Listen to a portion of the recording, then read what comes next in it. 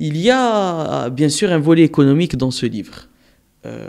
Je dénonce un peu l'inaction du gouvernement aujourd'hui par rapport à certains dossiers, notamment le dossier de la lutte contre le chômage.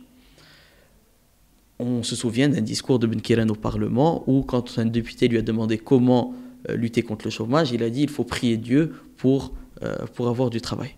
Moi, ce que je veux, c'est que le gouvernement mène la bataille pour l'emploi. On a eu de bons acquis économiques lors du gouvernement Al-Fassi et grâce aux performances économiques notamment de Salah-Eddine Mzouar lorsqu'il était ministre de l'économie et des finances. Donc le Maroc avait un bilan relativement positif. Pourtant, il y avait une crise internationale qui n'avait pas tant impacté que ça le Maroc.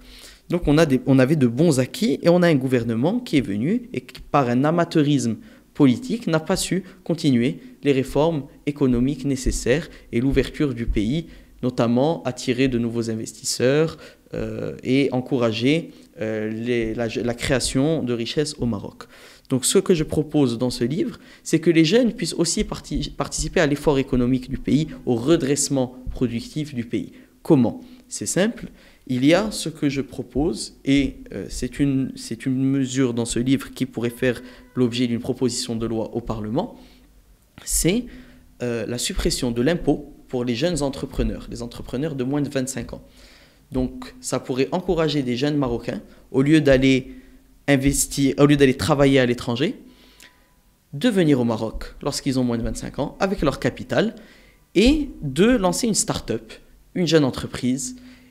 Et l'État pourrait les aider en supprimant l'impôt sur les sociétés pour tous les entrepreneurs de moins de 25 ans. Je pense que c'est comme ça qu'on peut retenir les talents de notre jeunesse au Maroc. C'est pour ça que je crois qu'on peut également attirer les jeunes Marocains du monde au Maroc pour venir créer des entreprises, de l'emploi et de la richesse.